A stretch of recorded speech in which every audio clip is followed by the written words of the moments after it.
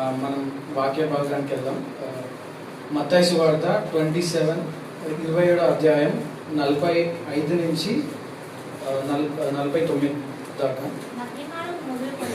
అంటే నేను అందరు తీసినాక ప్లీజ్ అందరూ సీరియస్గా ఉండండి. సీరియస్ ఉండాలని నేను దేవుడు నుంచి నేను రిక్వెస్ట్ చేస్తున్నా. చాలా ఇంపార్టెంట్ అండ్ చాలా యూనిక్ వర్డ్ ఇది. మేబీ అంటే ఫస్ట్ వర్డ్ ఆయన ఫర్గివ్నెస్ గురించి అంటే క్షమాపణ గురించి మాట్లాడతారు. అవి తెలిసిందే. ఇంకా సెకండ్ వర్స్ మాట్లాడతారు ఆయనకి పీపుల్ మీద ఎంత కన్సర్న్ ఉంది, ఆయనకి మనుషుల మీద ఎంత దృష్టి ఉంది అని తెలుస్తుంది. దాని తర్వాత థర్డ్ దేవుడు మాట్లాడింది ఆయన రిలేషన్షిప్స్ లేకపోతే ధర్మశాస్త్రాన్ని ఆయన తూచా తప్పకుండా పాటించిన ఒకే ఒక్క మనిషి ఆయన ఒక్కరే. అవి మనకి నార్మల్గా అనిపిస్తాయి, కానీ ఈ వర్డ్ చాలా యూనిక్. అసలు కొంతమందికి కొన్నిసార్లు మిస్అండర్స్టాండింగ్ కూడా అవ్వచ్చు. అండ్ క్రిస్టియానిటీకి చాలా ముఖ్యమైన సిద్ధాంతం దీంట్లో ఉంది. నేను వాక్య భాగం చదువుతాను. మధ్యాహ్నము మొదలుకొని 3 గంటల వరకు ఆ దేశం అంతటా చీకటి కమ్మాను. ఇంచుమించు 3 గంటలప్పుడు యేసు ఏలి ఏలి లామా సబక్తా అని బిగ్గరగా కేక వేశాడు. ఆ మాటకు నా దేవా నన్నెందుకు చెయ్యి విడిచితివి అని అర్థం. అక్కడ నిలిచి ఉన్న వారిలో కొందరు ఆ మాట విని ఇతడు ఏలియాను సిల్వ పిలుచుచున్నాడని. వెంటనే వారిలో ఒకడు పరుగెత్తుకొని పోయి స్పాంజీ తీసుకొని చిరకాలో ముంచి రెల్లున తగిలించి ఆయనకు త్రాగనిచ్చాడు. తక్కిన వారు ఊరుకుండిరి. ఏలియా అతన్ని రక్షించునేమో అని చూద్దామని అనేది. Let us pray. మనం ప్రేయర్ చేసుకుందాం. దేవుడు మన అందరితో మాట్లాడతారు. అండ్ ప్లీజ్ నేను చాలా రిక్వెస్టింగ్గా అడుగుతున్నా, అందరు కాన్సన్ట్రేటెడ్గా ఉండాలని.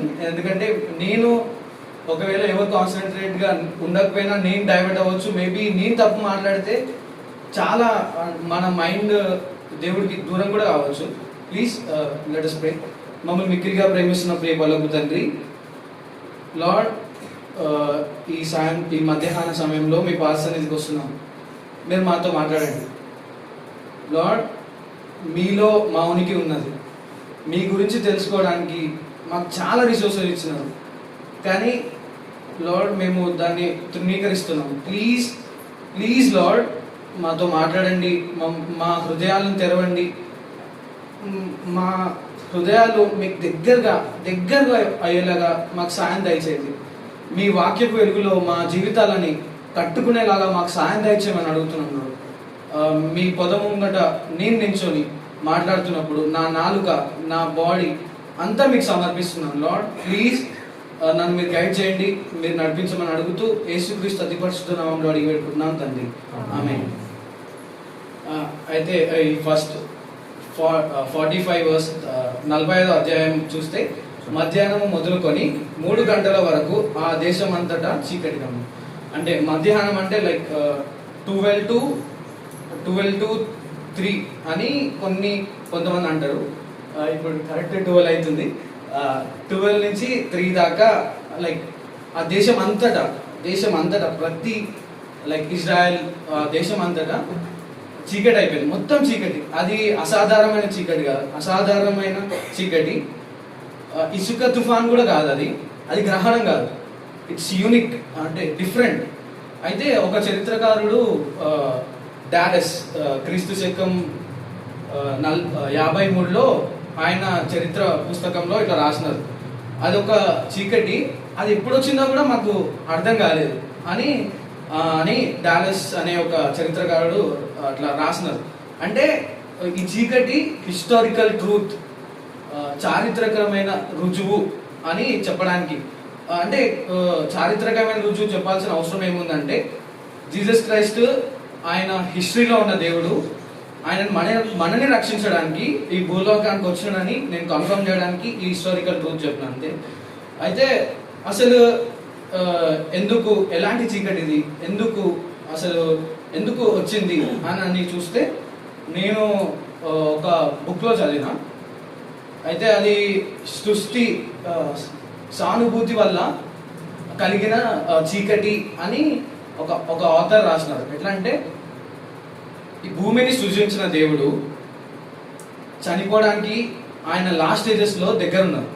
భూమిని సృజించిన దేవుడు మనుషుల పాపం, మనం చేసిన మన ఆదాము నుంచి, మన ఫాదర్ ఆదాము నుంచి మనం చేసిన ఎండ్ దాకా మనం చేసిన పాపాలన్నీ సృష్టికర్త అయిన దేవుడు భరిస్తుంటే సృష్టి కూడా లైక్ రియాక్ట్ అవుతుంది. రియాక్ట్ అవ్వడం అంటే తెలుగులో స్పందిస్తుంది. అట్లాని కొంతమంది అంటారు. సూర్యుడు కాంతినిచ్చడు ఆపేసిండు అండ్ అంతా సైలెంట్. 12 o'clock నుంచి 3 o'clock దాకా అంతా సైలెంట్. ఆ సమయంలో సృష్టి కూడా ఆయనకి సృష్టి ఏం కోరుకుంటున్నానంటే సృష్టి ఆయన విడుదల కోసం చూస్తుంది. ఎందుకంటే ఆదం చేసిన పాపం వల్ల సృష్టి శపింపబడింది. లైక్ భూమి గచ్చబొదలు, ఒక వర్స్ ఉంటుంది ఆది కాండంలో, మీరు శపింపబడిన భూమి, దేవుడు శపిస్తాడు. దేవుడు అంటే సృష్టి ఏం ఆలోచిస్తుందంటే, అంటే తనకి ఆలోచన లేదు సృష్టికి, కానీ సృష్టి ఏం కోరుకుంటుందంటే ఆయన దగ్గర నుంచి ఆయన వచ్చినప్పుడు విడుదల, ఆయన వస్తే మాకు విడుదల, మాకు హ్యాపీ, అంటే సృష్టికి హ్యాపీ. అంటే సృష్టి ఇంతగానం రిప్లై ఇస్తుంటే మనం చిన్నప్పటి నుంచి దేవుడి వాక్యాన్ని విని, చిన్నప్పటి నుంచి కొంతమంది ఉంటారు, అంటే వాళ్ళని చూస్తే నాకు జర బాధ అనిపిస్తుంది, జర కోపం కూడా వస్తుంది. చిన్నప్పటి నుంచి వింటారు దేవుడి వాక్యాన్ని, అరే ఇది మంచిది అని వింటారు, కానీ వాళ్ళ లైఫ్ చూస్తే అసలు ఎంత కోపం వస్తుంది అంటే, నేను చాలా మందిని చూసిన, వాళ్ళు చర్చ్లో యాక్టివ్గా ఉంటారు, అన్ని పనులు చేస్తారు, నథింగ్ మ్యాటర్, వాళ్ళ దగ్గర ఏముండదు. వాళ్ళు బయట చూస్తే అసలు వేస్ట్, సున్నం కొట్టిన సమాధులు లాగానే ఉంటారు. అంటే నేను బ్లేమ్ చేయాలని అనట్లేదు, కొంతమంది అట్లా ఉంటారు బయట. అయితే అంటే నా క్వశ్చన్ ఏంటంటే, సృష్టి రిప్లై ఇస్తున్నప్పుడు మనం రిప్లై ఇవ్వలేమా దేవుడికి స్పందించలేమా ఆయన మరణానికి అని నేను చెప్దామని అనుకున్నా. దిస్ అప్లికేషన్ అంటే మనం అనుభవించుకోవాలి. అదే ఒక్కసారి ఆలోచించాలి, సృష్టి ఆయన మరణానికి స్పందిస్తుంటే మనం ఎక్కడున్నాం, మనం ఏం చేస్తున్నాం అని మనం ప్రశ్నించుకోవాలి మనమే. ఇంకొకటి, దాన్ని చీకటిని ఇంకొకలాగా చూడాలంటే, రహస్యమైన చీకటి, లైక్ 12 to 3 అన్నా కదా. అయితే దేవుడు వచ్చిన పని ఆ 12 to 3 మధ్యలో జరిగిందని కొంతమంది అంటారు. అది కన్ఫర్మ్, పక్క అక్కడనే అయింది. ఎందుకంటే హెబ్రీ 9:14 ఎవరైనా చదివితే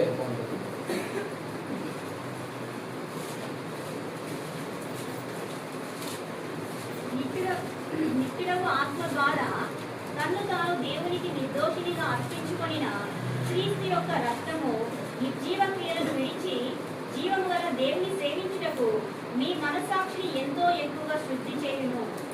థ్యాంక్ యూ అండి. ఇక్కడ ఏమర్థమవుతుందంటే, ఆ 3 అంటే లైక్ ఇప్పుడు దేవుణ్ణి మనుషులు ఆయనని హింస పెట్టారు. నేనేమంటున్నా అంటే, దానివల్ల మనకు రక్షణ రాలేదు. బికాస్ ఆఫ్ ఆ 3 to 3 మధ్యలో, 12 to 3 మధ్యలో నిత్యుడకు ఆత్మ ద్వారా తన్ను తాను అప్పగించుకున్నాడు, తన్ను తాను అర్పించుకున్నాడు. లైక్ అంటే ఇప్పుడు నేనున్నా, సమ్మన్ ఉన్నారు, ఇప్పుడు నేను కరెక్ట్ కాదు, తను కరెక్ట్ కాదు, ఎవరు కరెక్ట్ చేస్తారు? ఇప్పుడు మనిషి దేవుణ్ణి కొడితే మనకి పాపక్షమాపణ ఎట్లా వస్తుంది? ఎట్లా అంటే ఇక్కడ దానివల్ల కాదు, ఇక్కడ దేనివల్ల వస్తుంది అంటే, నిత్యుడకు ఆత్మ ద్వారా జీసస్ క్రైస్ట్ తన్ను తానే అర్పించుకున్నాడు. లైక్ ప్రధాన యాజకుడు ప్రతి సంవత్సరం వెళ్ళి బలి ఇవ్వడం, పస్కా బలి ఇవ్వడం, ఇవి మనకు అందరికి తెలుసు, చిన్నప్పటి నుంచి వింటూ ఉంటాం. అయితే నేనేమంటున్నానంటే, ఆ బలి ఆ బలి మనుషులు ఇచ్చింది కాదు, నిత్యుడొక ఆత్మ ద్వారా తన్ను తానే అప్పగించుకున్నాడు. ఎందుకంటే దేవుడు పరిశుద్ధుడు, ఆత్మ అయిన దేవుడు పరిశుద్ధుడు.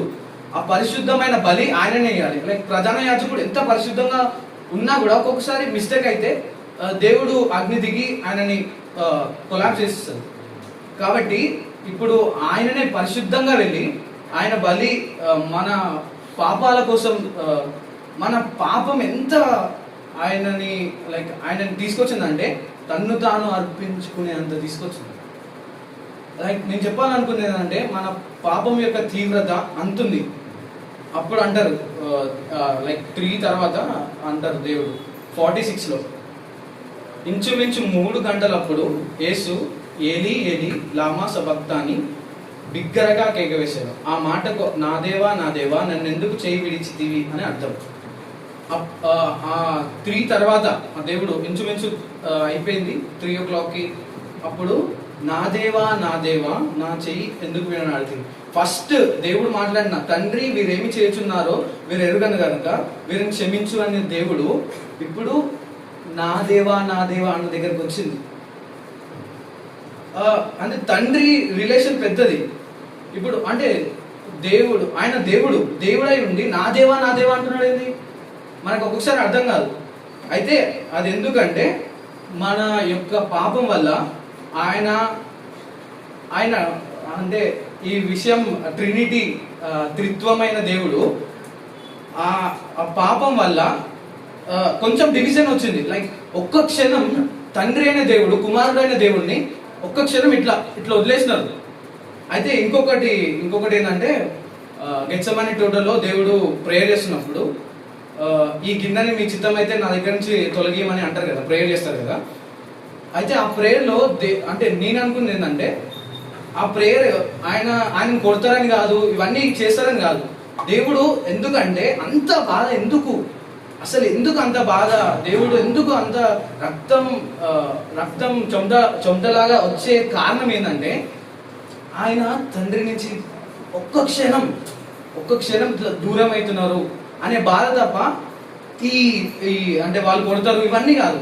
దేవుడు తండ్రి అయిన దేవుడి నుంచి కుమారుడైన దేవుడు ఒక్క క్షణం ఇట్లా వదిలి వెళ్ళిపోతారు. అంటే దాని తర్వాత మనకి లాస్ట్ దేవుడు మాట్లాడిన పదంలో చూస్తే మళ్ళీ రిలేషన్ వచ్చేస్తుంది దేవుడి దగ్గరికి. ఒక్క క్షణమే జరిగింది, ఒక్క క్షణం అని కన్ఫర్మ్ చేస్తలేను, బట్ నేను అనుకున్నది అది మేబీ అది తప్పు కూడా కావచ్చేమో, కరెక్ట్ అయితే హ్యాపీ. దాని తర్వాత సృష్టికర్త అయిన దేవుడు ఒంటరితనానికి లోనైనాడు. ఎట్లా అంటే ఆయన శిష్యులు ఆయన వదిలేసినారు. 12 మెంబర్స్లో 12 మందిలో ఇస్కరియోత ఆయన అప్పగించేసినారు. ఇంకా పేతురు ఆయన గురించి అబద్ధం ఆడనన్న పేతురు అబద్ధం ఆడిండు. ఇప్పుడు లాస్ట్కి తండ్రి కుమారుల మధ్యలో ఉన్న రిలేషన్ కూడా దేవుడు కోల్పోయాడు. అది ఎందుకు అంతగానం అంటే మన పాపం యొక్క పర్యవసానం అది. అసలు ఆలోచిస్తుంటే నాకు మైండ్ బ్లోయింగ్. అసలు మన సిన్ తండ్రికి కుమారుడికి ట్రినిటీలో త్రిత్వం యొక్క మెయిన్ దాంట్లో దేవుడు ఒక్క క్షణం తండ్రి అయిన దేవుడు కుమారుడైన దేవుడిని ఒక్క క్షణం ఇట్లా వదిలేసినారు. అసలు అది ఊహిస్తేనే నాకు మైండ్ బ్లోయింగ్ అవుతుంది. అయితే దేవుడు అట్లా వదిలేసినప్పుడు ఇప్పుడు తండ్రి అయిన దేవుడు కూడా తనను వదిలేసినారు. అంటే దేవుడు వదిలేసే దేవుడా? లైక్ జోసెఫ్కి అండ్ దానియేల్కి దావీద్కి లైక్ అబ్రహాం ఇస్సాకు అందరికీ తోడైన దేవుడు తన సొంత కుమారుని దగ్గరకు వచ్చేటప్పుడు, లైక్ ఇంకొకటి చెప్పాలంటే అబ్రహాము ఇస్సాకుని బలించడానికి వెళ్ళినప్పుడు కత్తి లేపుతారు కదా, అబ్రహాం లేపినప్పుడు ఆగో అంటాడు దేవుడే అంటాడు. అయితే ఇక్కడికి లైక్ ఈయన బలించే దగ్గరకు వచ్చినప్పుడు తండ్రి అయిన దేవుడు ఏం మాట్లాడతలేడు. ఆయన దగ్గర నుంచి లైక్ ఒక్క క్షణం ఇట్లా ముఖం తిప్పుకున్నాడు. అది మన పాపం యొక్క పర్యవసానం. పాపం ఎంత దేవుడు సృష్టికర్త అయిన దేవుడినే ఆ రిలేషన్ నుంచి కట్ అయ్యే దగ్గరికి తీసుకొచ్చినారు. ఇంకా హెబ్రీ 19:13 ఒకసారి చదివితే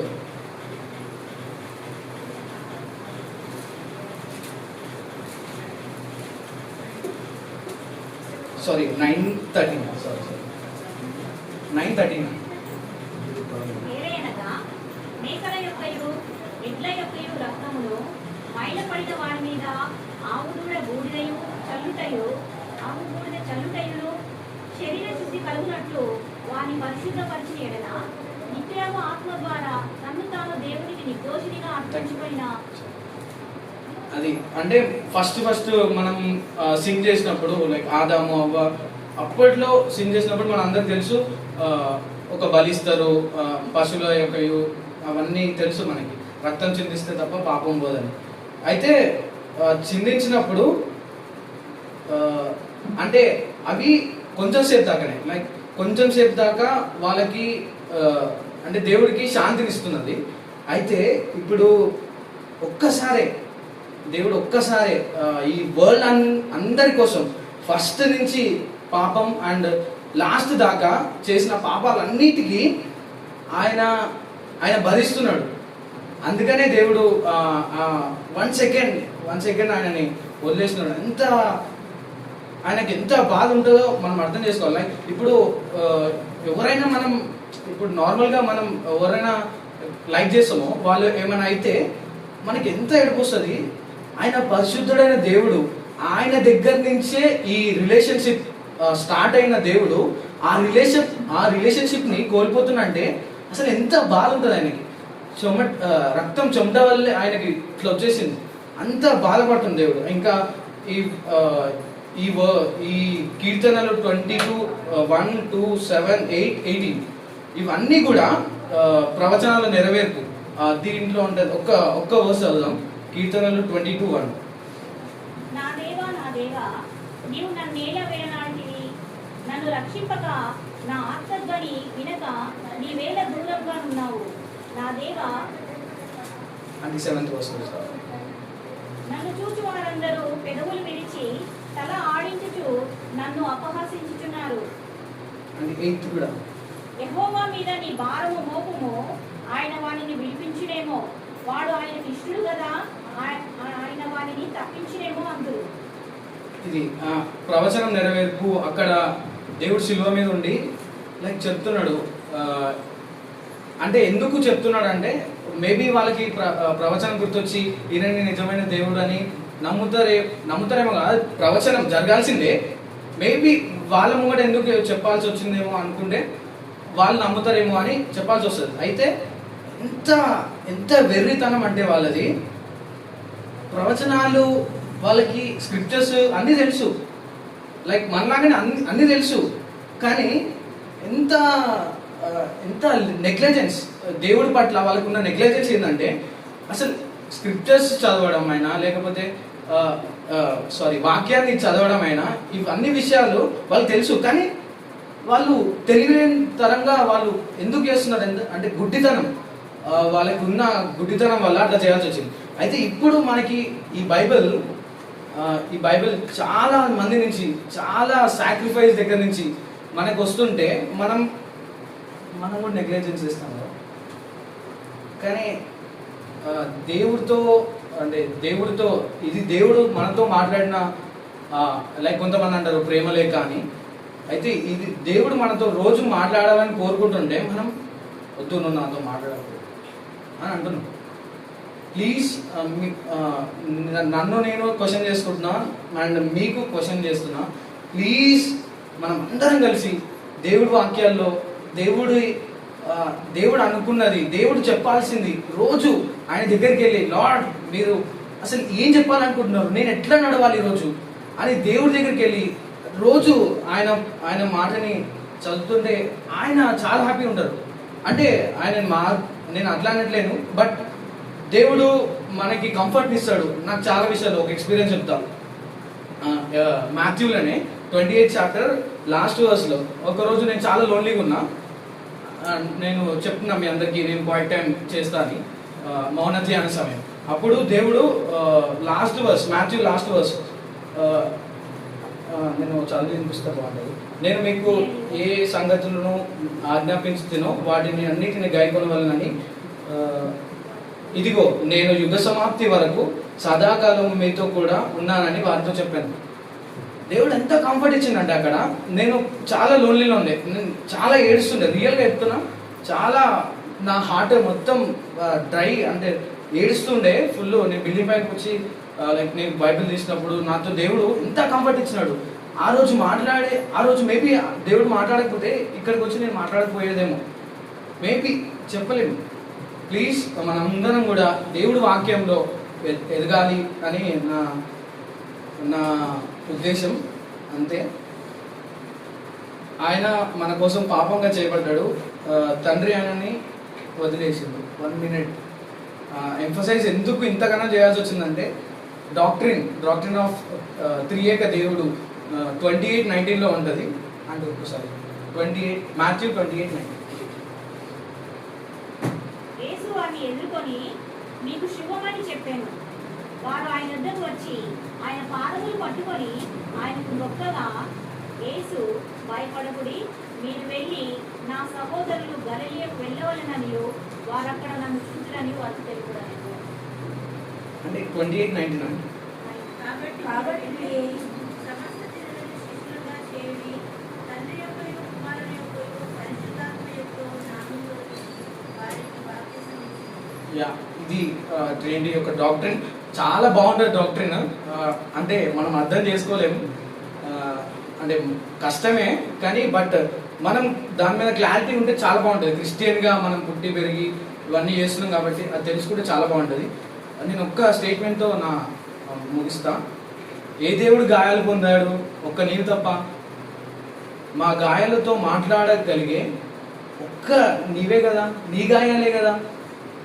మేబీ అర్థమవుతుంది అనుకుంటా. మళ్ళీ ఒకసారి, ఏ దేవుడు గాయాలు పొందాడు? అసలు నో వన్. మన పాపాల కోసం ఆయన తండ్రి దగ్గర నుంచి, అంటే లైక్ అంత గాయాలు పొందింది ఎవరు? ఒక్క నీవు తప్ప. నీవే కదా దేవుడా, మా పాపాల కోసం నువ్వు ఒక్కనే తప్ప ఎవరైనా పొందినారా అని అంటున్నారు. మా గాయాలతో మాట్లాడగలిగే ఒక్క నీ గాయాలే. అంటే లైక్ ఇప్పుడు దేవుడు లైక్ మనం ఒక పెయిన్ నుంచి వెళ్తే దేవుడు కంఫర్ట్ చేస్తాడంటే, దేవుడు ఆ పెయిన్ నుంచి వెళ్ళాడు కాబట్టి మనం కంఫర్ట్ చేస్తున్నారు. నేనేమంటున్నా అంటే, ఆయన గాయాలు పొందినాడు కాబట్టి మనకి కంఫర్ట్ ఇస్తున్నాడు దేవుడు. అంటే ఒక్కసారి అర్థం చేసుకుందాం, ఒక్కసారి ఆలోచిద్దాం. ఏ దేవుడు కూడా మన కోసం దెబ్బలు తినడం, లేకపోతే ఆయన ఏమంటారు, ఆయన క్యారెక్టర్, త్రియేక దేవుడి నుంచి ఒక క్షణం ఏ దేవుడు ఆయన సొంతంగా ఏం చేసింది లేదు. ఈ దేవుడే చారిత్రకమైన దేవుడు. ఈ దేవుడే క్రీస్తు శకం, క్రీస్తు పూర్వం, ఇట్లాంటి అన్ని, ఇంకా అది ఒక్కటే పట్టుకున్నాం కానీ ఇంకా చాలా విషయాలు ఉన్నాయి. చాలా విషయాలు మనం తెలుసుకోలేదు ఉన్నాయి. ఇంకా ఇక్కడనే ఉండి అది ఇది అనుకుంటా మనం స్క్రిప్చర్స్ని అండ్ దేవుడు భిన్నత్వాన్ని, దేవుడు క్యారెక్టర్స్ని మనం జీవితంలో అనుభవించుకుంటూ వెళ్తే దేవుడు మన సంఘాన్ని చాలా చాలా గొప్పగా వాడుకుంటానని నేను నమ్ముతా. Let's pray. ఒక్క 1 second ప్రే చేస్తా. మమ్మల్ని మిక్కిలిగా ప్రేమిస్తున్న ప్రేమలకు తండ్రి, థ్యాంక్ యూ లార్డ్, నేను నాతో మాట్లాడినందుకు. లార్డ్, మీలో ఎదగడానికి మాకు సాయం దయచేయండి. ఈ వాక్యాలన్నీ మేము మీ దగ్గర నుంచి నేర్చుకునేవి. ప్లీజ్ మమ్మల్ని సర్వసత్యంలోకి నడిపించమని అడుగుతూ యేసుక్రీస్తు అతి పరిశుద్ధ నామములో వేడుకుంటున్నాం తండ్రి.